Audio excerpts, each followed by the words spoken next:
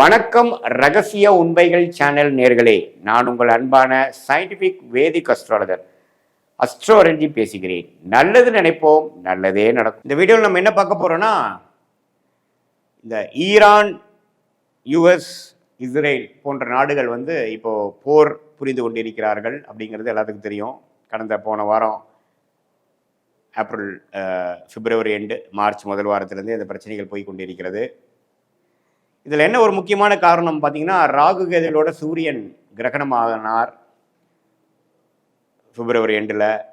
அதுக்கப்புறம் பார்த்தீங்கன்னா இன்னும் ஒரு மார்ச் 10, 15, 20 இந்த மார்ச் எண்டுக்குள்ளே என்னென்ன மாதிரி நடக்கும், இன்னுமே பிரச்சனைகள் இருக்கா அப்படிங்கிறத இந்த வீடியோவில் நம்ம துல்லியமாக பார்க்க போகிறோம்.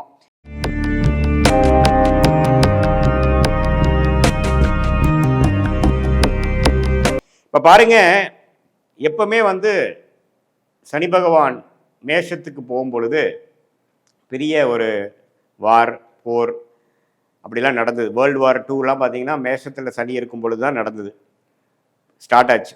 ஸோ அது மாதிரி ஒரு அமைப்பு. சனி எப்போ மேஷத்துக்கு போகிறாருன்னா 2027, 28 போகிறார்.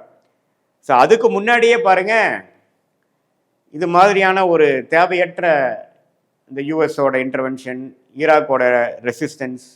ஈரானோட ரெசிஸ்டன்ஸ் இதெல்லாம் கொடுத்து நிம்மதியாக ஒரு 6 மாதத்துக்கு முன்னாடியாக உலகம் அமைதியாக இருந்த உலகத்தை, உக்ரைன் வாருக்கு அப்புறம் கொஞ்சம் 2-3 வருஷமாக அமைதியாக இருந்த உலகம் இப்போது எகெயின் வெடி, ரத்தம், பாம், குண்டு அது மாதிரிலாம் போட்டு கதிகளை வைக்கிறது. இது என்ன ஒரு சிறு ஒரு அமைப்பா அல்லது இது தொடர்ந்து வருமானா?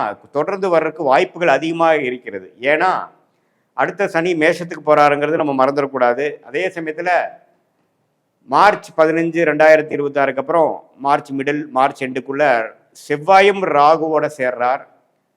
அதே சமயத்தில் சூரியனும் சனியோட சேர்றார். இதெல்லாம் ராகுவோட கும்பத்திலிருந்து, கேது சிம்மத்திலிருந்து இது மாதிரிலாம் ஆகும் பொழுது, சூரியனும் செவ்வாயும் பாதிக்கப்படும் பொழுது, ராஜகிரகமாகிய சூரியன் செவ்வாய் பாதிக்கப்படும் பொழுது உலகத்தில் இது மாதிரி சில விஷயங்கள், பூகம்பங்கள், போர், மரணங்கள், வெடி சத்தம் இதெல்லாம் கேட்கக்கூடிய அமைப்பு தான் இந்த காம்பினேஷன். ஸோ இது ஒரு 10 நாள், ஒரு வாரத்தில் முடிஞ்சிருமான்னு பார்த்தா இல்லை, கொஞ்சம் வளரக்கூடிய அமைப்புகள் இருக்குங்கிற மாதிரி தான் காட்டுது.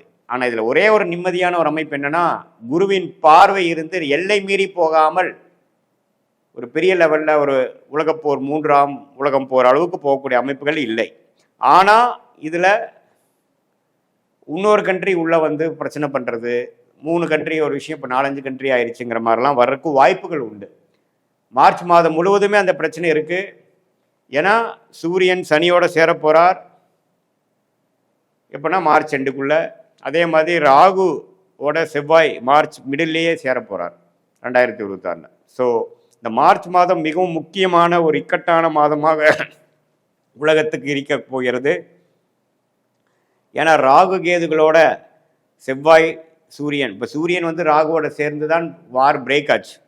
இப்போ பிப்ரவரி 27, 28 பார்த்தீங்கன்னா சூரியன் ராகு சேர்க்கை, கிரகணம்.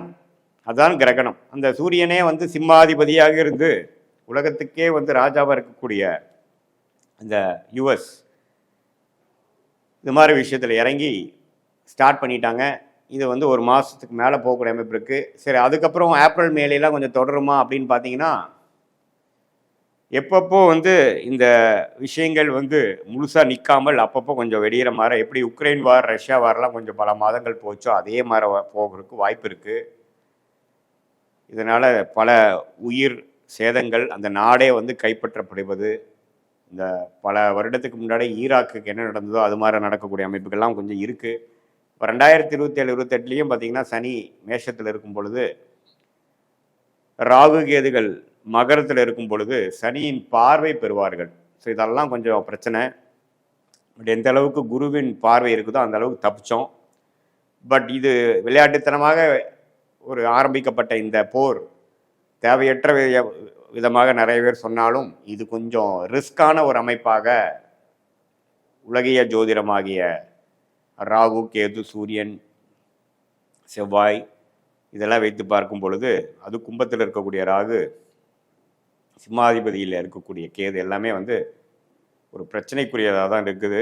அதனால் முதலீட்டாளர்களாக இருந்தாலும் சரி, எல்லாரும் கொஞ்சம் பொறுமையாக இருந்து இந்த மார்ச் 15க்கு அப்புறம் எப்படி போகுதுங்கிறது பார்த்து தான் நீங்கள் முடிவெடுக்கணுமே ஒழிய இது சீக்கிரமாக முடிகிற அமைப்புகளாக இல்லை அப்படிங்கிறத நீங்கள் தெரிஞ்சுக்கணும்.